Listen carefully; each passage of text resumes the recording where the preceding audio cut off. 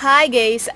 யூடியூப்லேயே வந்துட்டு billion followers வச்சுருக்கிறது யார், மில்லியன் ஃபாலோவர்ஸ் வச்சுருக்கிறது யாருன்னா ஆல்ரெடி பணக்காரங்களாக இருக்கிறவங்க தான் இன்றைக்கி பில்லியன் ஃபாலோவர்ஸும் மில்லியன் ஃபாலோவர்ஸும். ஏன்னா அந்த பணக்காரங்க மாதிரி நீங்கள் வாழ ஆசைப்படுறீங்களே தவிர நம்ம என்ன வாழ்க்கை வாழ்கிறோம், எப்படி இருக்கோம், நம்மளோட சூழ்நிலை இன்றைக்கி என்ன, நம்மளோட சாப்பாட்டுக்கே வந்துட்டு இன்றைக்கி ரொம்ப கஷ்டப்படுற சூழ்நிலை ஆகிட்டுருக்கு. விலைவாசி எல்லாமே மாறிட்டு இருக்குது. இந்த ஒரு சுச்சுவேஷனில் ஒரு வில்லேஜ் லேடி, ஆக்சுவலி அவங்க மேரிட், சரிங்களா, வில்லேஜ் லேடி, அவங்களோட அந்த யூடியூப் சேனலில் வந்து நான் உங்களுக்கு ஸ்க்ரீன் சேவர் மூலமாக வந்து எடுத்து போட்டிருக்கேன். இது வந்து ப்ரொமோஷனோ எதுவுமே இல்லைங்க.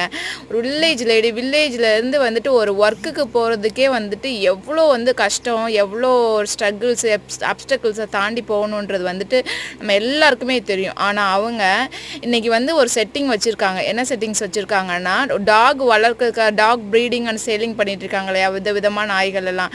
அந்த மாதிரி ஒரு 10 நாயை வாங்கி போட்டு அவங்க ப்ரீடிங் சேலிங் பண்ணாங்கன்னு வச்சுக்கோங்களேன், லட்சக்கணக்கில் சம்பாதிக்கலாம். அவங்க வந்து மெடிசின்ஸ் கொடுக்குறதுக்கும், அவங்க பாதுகாக்கிறதுக்கும், அவங்க டைம் ஸ்பெண்ட் பண்ணுறதுக்கும், ஹாஸ்பிட்டல் எடுத்து போகிறதுக்கும் எல்லாமே பண்ணுறாங்க. டாக்ஸை பற்றி அவங்களுக்கு தெரியாதது ஒன்றுமே இல்லை.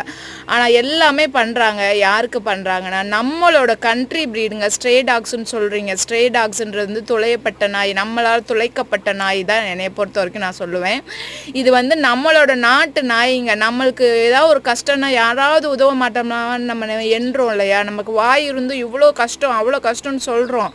எல்லாத்தையும் சொல்லி கூட புரிய மாட்டேங்குது. ஆனால் அந்த வாயில்லா ஜீவனோட வலியை தன் கண்களால் உணர்ந்து இந்த வாயில்லா ஜீவன்களுக்கு வீடு கொடுத்து அந்த வாயில்லா ஜீவன்களுக்கு வந்து நிறைய உதவி பண்ணுறாங்க. ஏன் இவங்களுக்கெல்லாம் பில்லியன் ஃபாலோவர்ஸ் கிடைக்க மாட்டேங்குது? கிடைச்சிதுன்னா கண்டிப்பாக உங்ககிட்ட வந்துட்டு ஒரு உதவி கேட்டு எவ்வளோ கஷ்டப்படுறாங்க. ஒவ்வொரு நேரமும் ஒரு உதவி கேட்குறாங்க.